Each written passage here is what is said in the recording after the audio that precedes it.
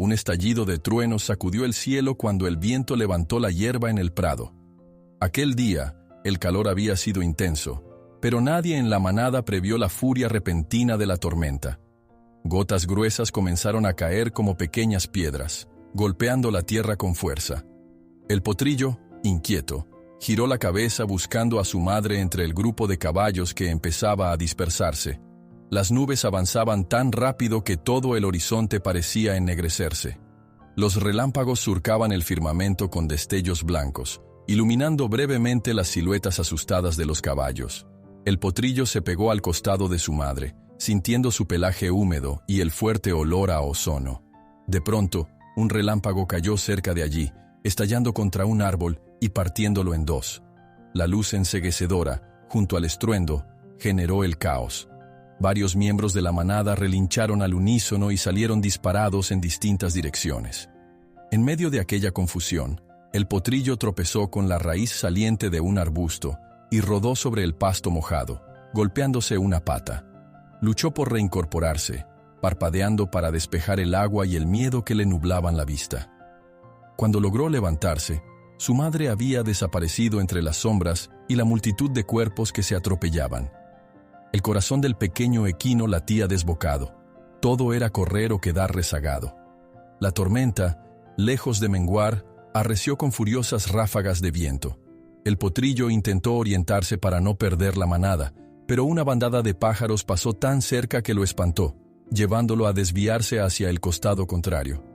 Poco a poco se fue rezagando, hasta que se encontró completamente solo, sin la guía protectora de los adultos.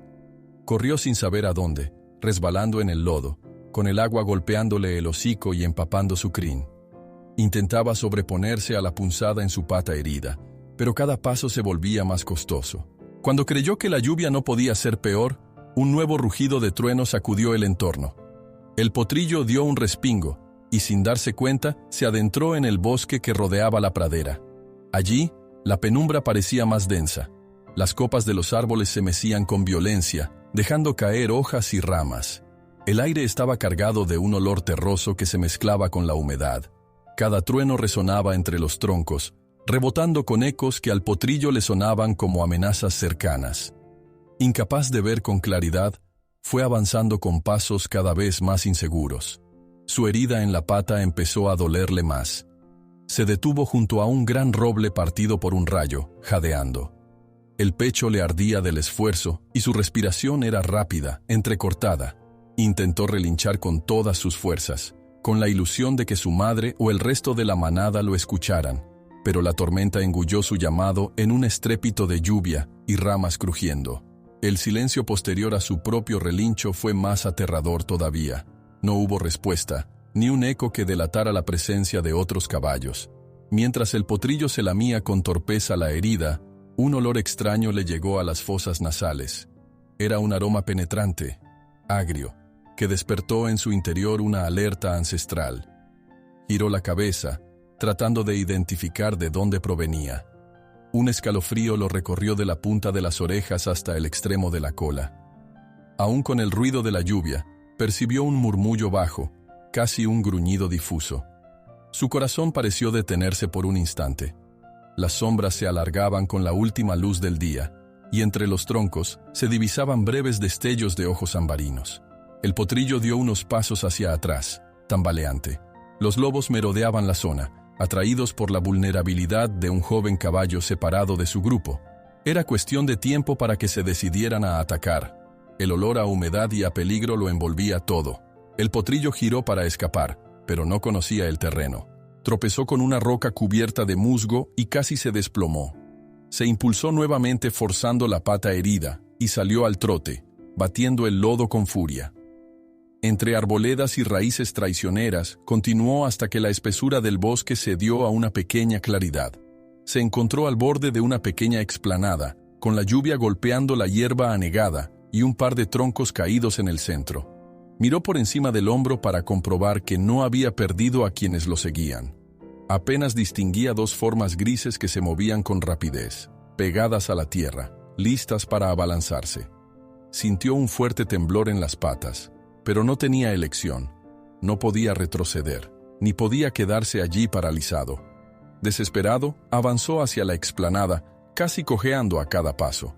El latido de su corazón retumbaba en sus oídos. Otro relámpago surcó el cielo, iluminando la escena por un fugaz segundo. Los lobos se perfilaban como espectros, listos para saltar, mientras el potrillo, indefenso, giraba la cabeza de un lado a otro buscando escapatoria. El primer lobo entró a la explanada mostrando los dientes, un gruñido escalofriante en lo profundo de su garganta. Detrás, otro miembro de la manada lo secundó, con la cola baja y los ojos clavados en su presa. El potrillo trató de retroceder, pero vio que un tercer lobo surgía por otro flanco, cortándole la salida. Sintió que el miedo le atenazaba los músculos.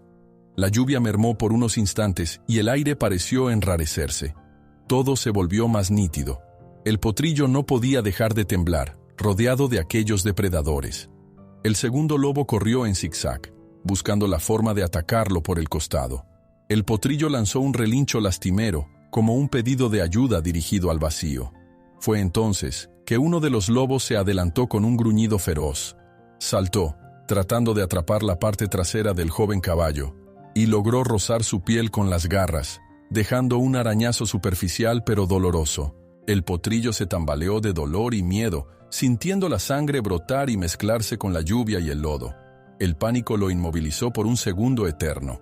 En su mirada podía leerse la rendición. Antes de que los lobos pudieran iniciar el siguiente ataque, un relincho potente cortó el aire como un látigo. Unos cascos pesados retumbaron a través de la explanada, anunciando la llegada de algo grande y sólido. El potrillo abrió los ojos con asombro cuando un garañón negro surgió desde la penumbra del bosque, como si hubiera estado acechando a los lobos en silencio. Con un bramido, aquel caballo se alzó sobre sus patas traseras, golpeando el aire con los cascos delanteros. A su alrededor, el polvo y la lluvia parecieron formar un halo que amplificaba su presencia. Los lobos, sorprendidos por la aparición del imponente intruso, retrocedieron unos pasos, gruñendo en señal de advertencia. El garañón, sin amedrentarse, dio un par de coces al aire, forzando a los lobos a dispersarse para evitar ser heridos. El potrillo, todavía en shock, miró con fascinación y alivio a la vez. Por un instante, todo pareció suspendido en el tiempo. La respiración del joven caballo se entrecortaba y sentía el latido de su corazón golpeando con fuerza en el pecho. La imagen del garañón cubierto de lluvia y lodo, con sus músculos tensos y las crines empapadas, transmitía una mezcla de poder y decisión. Sus relinchos resonaban fuertes e imponentes, a pesar de la tormenta que seguía cayendo con furia a su alrededor. El garañón avanzó un par de pasos para interponerse por completo entre el potrillo y los lobos, con la mirada fija en los ojos salvajes de la manada. Con un leve movimiento de cabeza, pareció indicar al potrillo que se alejara un poco para ponerse a salvo. Sin embargo, las fuerzas del pequeño estaban al límite. Apenas pudo moverse hacia un lado, apoyando con dolor la pata herida sobre el suelo encharcado. Los lobos se mantuvieron en guardia, analizando a su nuevo oponente. Aunque eran varios, sabían que un garañón de ese porte podía causarle serias bajas al grupo.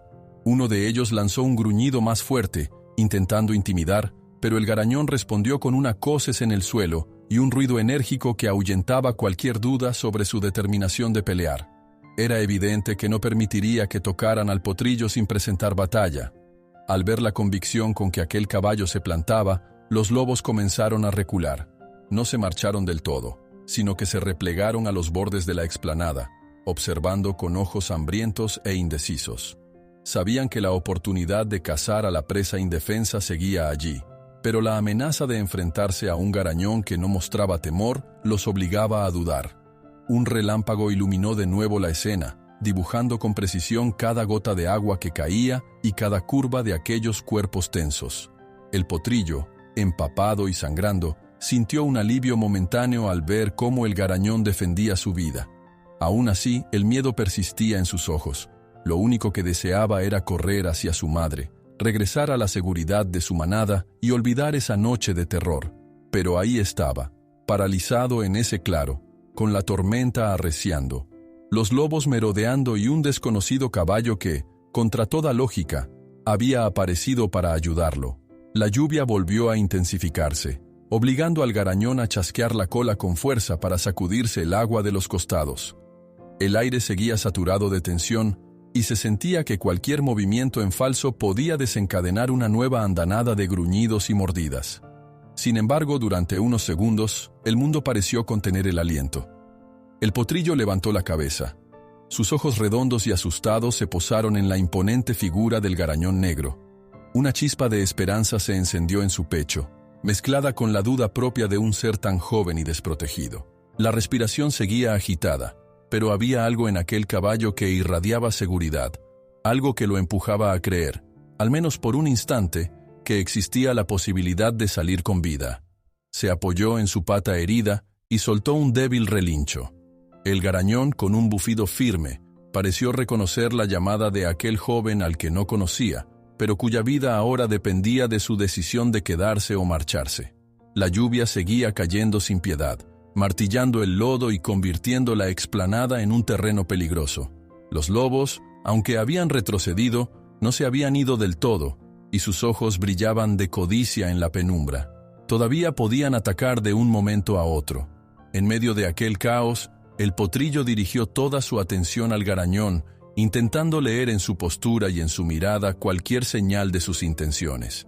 Era demasiado pronto para saber si él también formaba parte de una manada cercana o si vagaba por su cuenta, pero lo que sí sabía era que, de alguna forma, ese caballo podría ser la única esperanza que tenía de sobrevivir a la noche. Y justo en ese parpadeo fugaz que separa el miedo de la fe, la tormenta pareció rugir con más fuerza, recordándole al potrillo que no había vuelta atrás. Su vida había cambiado en un abrir y cerrar de ojos, y debía aferrarse a lo que tenía delante, aún sin comprender del todo por qué el garañón se había ofrecido a protegerlo. El sonido de las pezuñas, los relámpagos y los gruñidos le retumbaba en la cabeza, pero la imagen de aquel rescatista seguía firme, como un faro en la oscuridad. Entonces, el potrillo fijó su mirada en la imponente figura del garañón, sintiendo un atisbo de esperanza en medio de su terror, sin saber si este recién llegado de verdad podrá salvarlo de los lobos. El garañón negro se mantenía erguido bajo la lluvia, con las orejas apuntando hacia adelante y las crines pegadas al cuello por el agua. El potrillo, empapado y tembloroso, lo observaba con una mezcla de asombro y esperanza. La tormenta retumbaba alrededor de ellos, mientras relámpagos esporádicos iluminaban la pequeña explanada donde los lobos se habían agrupado, indecisos tras la repentina aparición de ese poderoso defensor. El garañón lanzó un relincho fuerte y grave que retumbó como un trueno más, amenazando con desgarrar el aire cargado de tensión. Uno de los lobos, el más cercano al potrillo, enseñó los colmillos y respondió con un gruñido profundo. Se acercó con cautela, sin dejar de vigilar los cascos del caballo adulto. De pronto, otro lobo se adelantó por el otro flanco, buscando rodearlos. El potrillo sintió el pánico subirle por el pecho y dio un torpe paso atrás, sin saber muy bien a dónde refugiarse. El garañón sacudió la cabeza y se movió hacia un costado, interponiéndose entre el potrillo y los dos lobos que acechaban. El agua formaba pequeños ríos que corrían por sus músculos tensos, y cada una de sus pisadas levantaba lodo. A pesar del golpe de la tormenta, el caballo permanecía firme, reacio a ceder un solo paso a los depredadores. Un nuevo relámpago iluminó la escena. Los ojos amarillentos de los lobos se veían brillantes, hipnóticos, cargados de hambre y rabia contenida. El más grande de la manada, quizá el líder, avanzó con determinación. Sus gruñidos resonaban sobre el chapoteo de la lluvia, mientras marcaba con su presencia que no se rendiría tan fácilmente. El garañón resopló, golpeando el suelo con un casco y agitando la cola para ahuyentar su miedo. El potrillo lo miró de reojo, preguntándose si de verdad aquel caballo sería capaz de luchar contra varios lobos a la vez. Con un brinco impredecible, uno de los lobos se lanzó hacia el flanco del garañón, tratando de morderlo.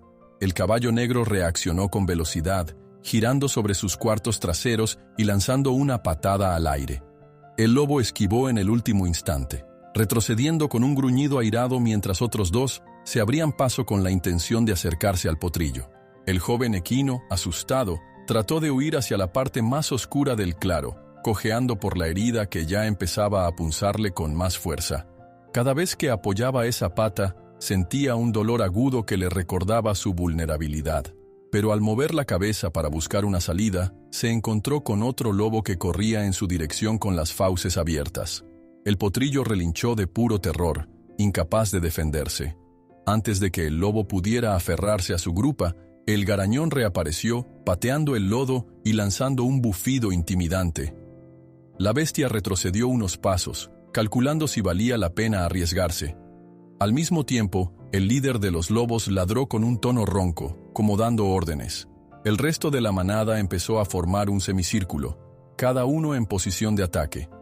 Fue entonces cuando una silueta pequeña y ágil surgió del borde del bosque, casi inadvertida en la penumbra. Bajo la cortina de lluvia, apenas se distinguía una figura baja, con orejas puntiagudas y pelaje mojado. Se movía con sigilo, como si estuviera evaluando la situación. Uno de los lobos se dio cuenta de aquella presencia y se volteó con desconfianza. La figura emitió un gruñido peculiar, muy distinto del bramido de un lobo. El potrillo, aún con el miedo inundándole el cuerpo, notó que no era un perro salvaje, sino una coyote. Su forma menuda se recortaba contra el fondo sombrío, y en su mirada parecía haber cierto brillo de astucia. Sin previo aviso, la coyote saltó hacia uno de los lobos en la retaguardia, mordiéndole la cola y haciéndolo soltar un gruñido de sorpresa.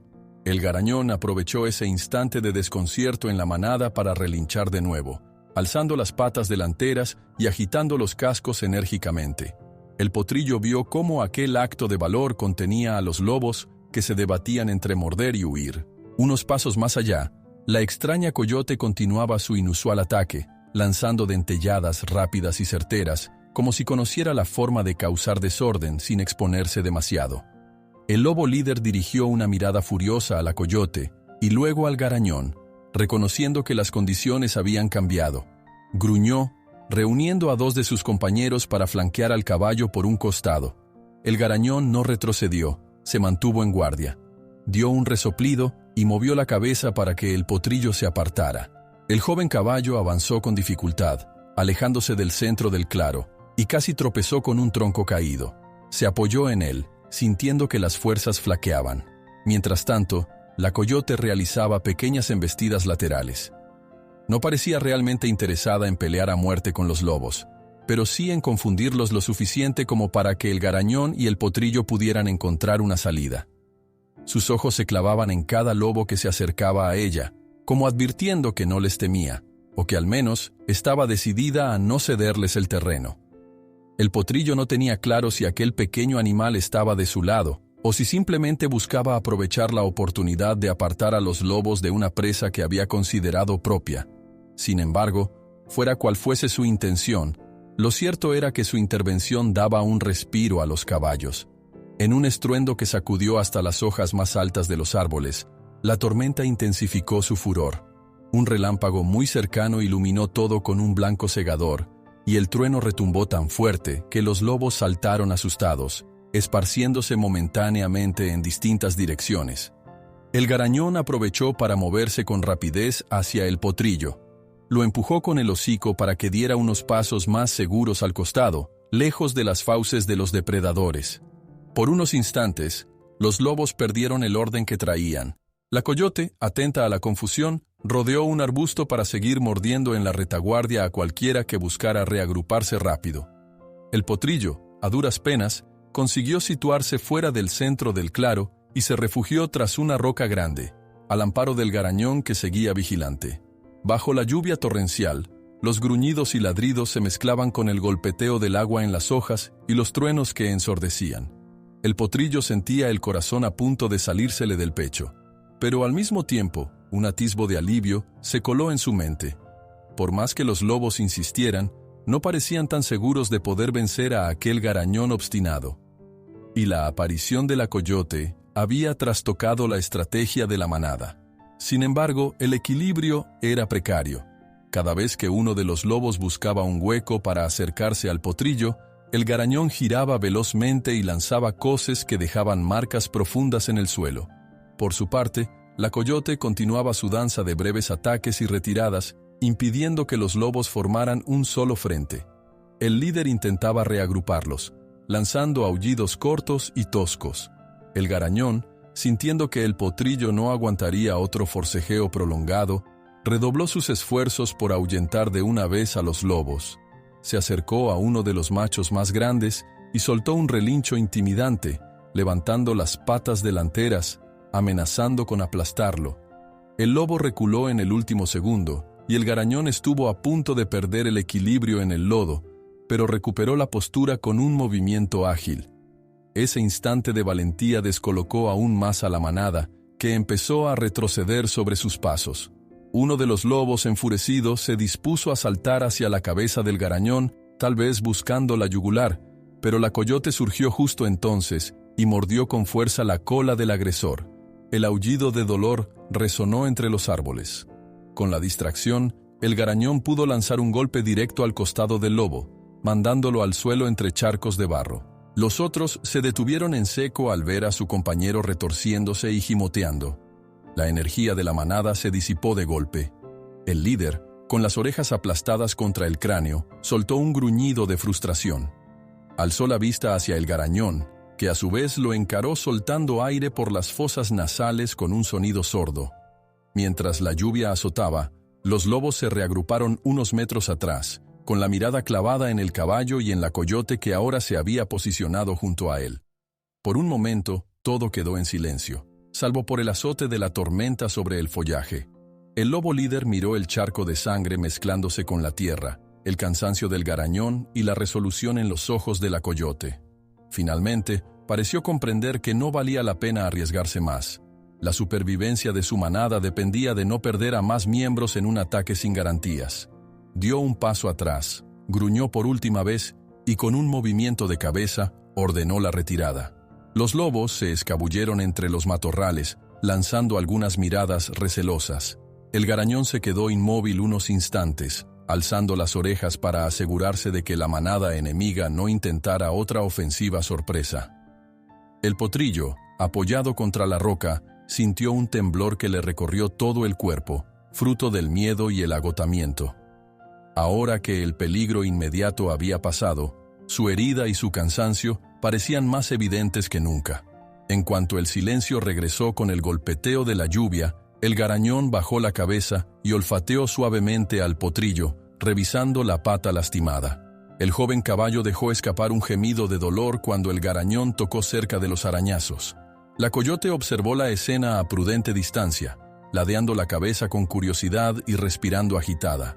El potrillo, sin dejar de temblar, sintió un nudo en la garganta al mirar a la coyote.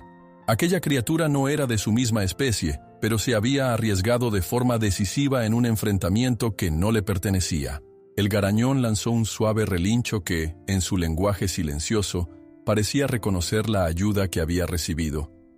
La coyote parpadeó, moviendo levemente la cola antes de sentarse sobre el suelo mojado, sin apartar la vista del potrillo. La lluvia continuaba, pero el cielo se estaba aclarando poco a poco. El potrillo, agotado, quiso acercarse un poco más al garañón, buscando ese calor protector que necesitaba con urgencia.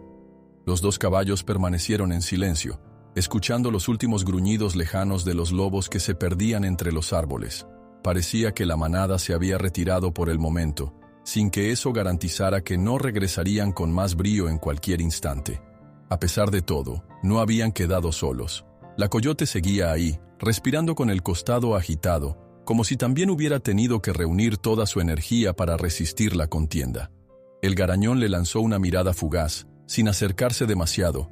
No estaba seguro de sus intenciones finales, pero tampoco podía negar que, de un modo u otro, les había salvado la vida. El potrillo se estremeció con un escalofrío y cerró los ojos un instante, tratando de asimilar lo ocurrido.